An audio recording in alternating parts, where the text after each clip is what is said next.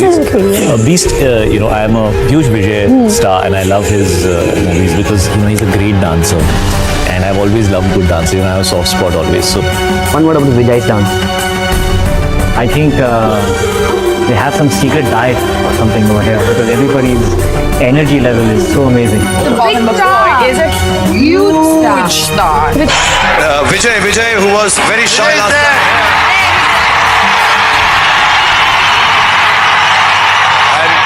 I loved watching my co-actor Vijay, and he was one of the first few influences in my life. He had tremendous humility on set. Vijay's film, nobody has seen Poku. Nobody has seen. When I did Love, so that Vijay's film, I was forgetting the name. And it's Terry, na? Terry Tripathi.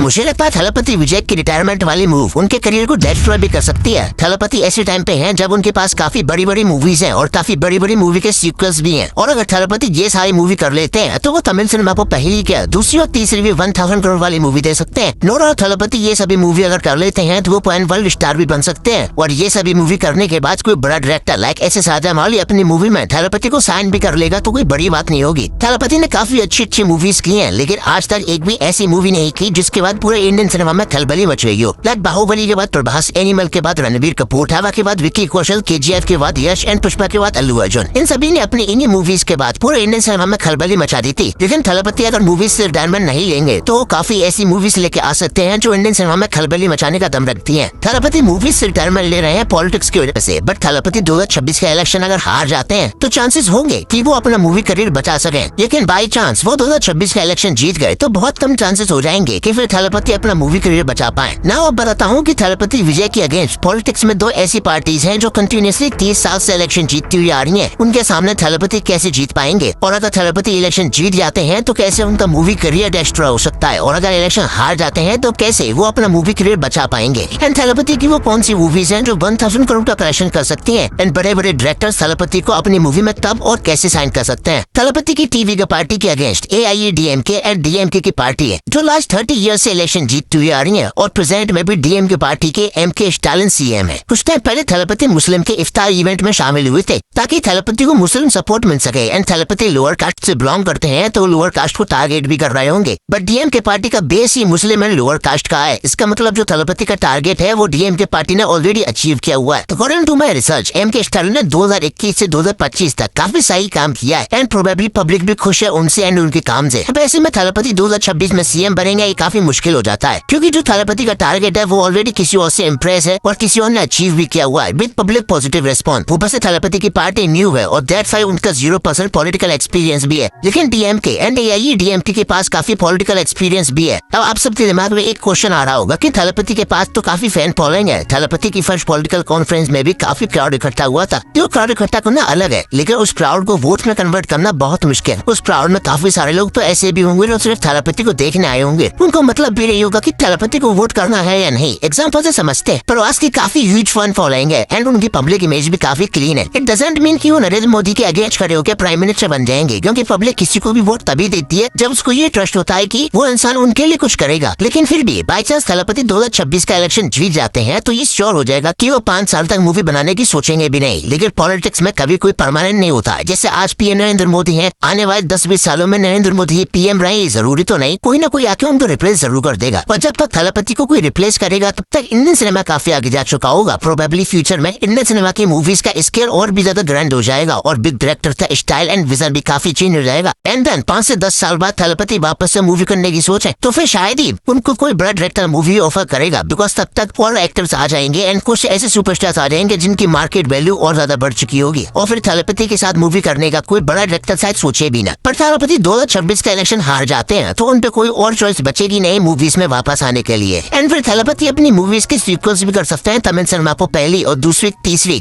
1000 crore वाली movie भी दे सकते हैं, जिसमें पहली तो गोट versus ओजी ही हो जाएगी, because goat movie 400 crore के बजट में 455 करोड़ का कलेक्शन करती है। एंड गोट मूवी में थाला अजीत की मूवी मन का ताकि भी काफी सारे रेफरेंसेस देखने को मिले थे। एंड गोट वर्सेस ओजी की हाइप ऑलरेडी काफी है, और ऐसे में थलपति एंड थाला अजीत का कोलैब हो गया इस मूवी के लिए तो लिटरली ऑडियंस पागल हो जाएगी। थलपति एंड अजीत कुमार के कोलैब से गोट वर्सेस ओजी इजीली 1000 करोड़ का कलेक्शन कर लेगी। दूसरी है मास्टर 2। मास्टर 2 135 करोड़ के बजट में 300 करोड़ का कलेक्शन करती है, वो भी कोविड के टाइम पे। लेकिन ओटीटी और टेलीविजन पे मास्टर की टीआरपी काफी हाई रही थी। एंड ये मूवी मुझे भी इतनी पसंद आई थी कि इस मूवी के बाद मैं विजय का फैन हो गया था। और अब तो लोकेश कनगराज ने भी कंफर्म कर दिया है कि वो मास्टर बनाने के लिए बहुत ज्यादा एक्साइटेड है, बिकॉज उनको जेडी की वाइब काफी पसंद आई थी। और लोकेश के पास मास्टर के लिए काफी बढ़िया स्टोरी भी है। मास्टर कोविड के टाइम 300 करोड़ कमा सकती है, तो मास्टर 2 सिंगल रिलीज में 1000 करोड़ का कलेक्शन तो कर ही लेगी। तीसरी है लियो 2। 300 करोड़ के बजट में इसने 620 करोड़ का कलेक्शन किया था। एंड एलसीयू की हाईएस्ट ग्रॉसिंग मूवी भी बन गई थी। ऑनेस्टली कहूं तो लियो 2 की हाइप ऑलरेडी बहुत ज्यादा बनी हुई है। एंड लियो 2 में कमल हसन, कार्ती एंड सूर्या इनमें से किसी एक की भी एंट्री हो गई तो डेफिनेटली इसको 1000 करोड़ का कलेक्शन करने से कोई नहीं रोक सकता। पर अगर सब ठीक रहा तो थलपति इंडियन सिनेमा में प्रभास, अल्लू अर्जुन, यश, रणबीर कपूर की तरह खलबली भी मचा सकते हैं। पर 3 मूवीज किसी एक्टर के बैक टू बैक 1000 करोड़ का कलेक्शन कर लें तो बड़े बड़े डायरेक्टर सबसे पहले उनको अपनी मूवीज के साइन करेंगे। एंड थलपति की एक्टिंग में वो पोटेंशियल है जो एक पैन वर्ल्ड स्टार की एक्टिंग में होनी भी चाहिए। लेकिन जो एक्साइटमेंट थलपति में नजर आ रहा है पॉलिटिक्स को लेकर, उसके चलते ये थोड़ा पॉसिबल कम होगा कि वो मूवीज वापस से बनाए। बट मेरा ओपिनियन यही है कि थलपति पवन कल्याण की तरह बीजेपी ज्वाइन करके देश के लिए काम करे। इससे ये होगा कि थलपति भी इतना टाइम रहेगा कि फिर वो 2 या 3 सालों में एटलीस्ट एक मूवी तो बना सके। एंड थलपति 2 से 3 सालों में एक मूवी लियो जैसी भी बनाएंगे तो ऑडियंस उसको भी 1000 करोड़ का कलेक्शन करा ही देगी, बिकॉज 2-3 सालों में ऑडियंस बहुत हाइप रहेगी थलपति की न्यू मूवी के लिए। तो मेरा मानना यही है कि थलपति पॉलिटिक्स में जाना चाहते हैं तो जाएं, बट मूवीज करना ना छोड़ें, वरना उनका मूवी करियर काफी डिस्ट्रॉय हो सकता है, बिकॉज पॉलिटिक्स कभी किसी की परमानेंट नहीं रही। सारी बात साइड में, मेरे जैसे डाई हार्ड फैन के लिए थलपति मूवी से रिटायरमेंट ना ले तो ज्यादा बेटर है। So yeah that was the video. I hope you guys like the video and don't forget to subscribe and share this video with your friends. और comment में जरूर बताना है कि थलपति को मूवी करनी चाहिए या पॉलिटिक्स में जाके मूवीज को गुड़बा करना चाहिए। मैं मिलता हूँ नेक्स्ट वीडियो में।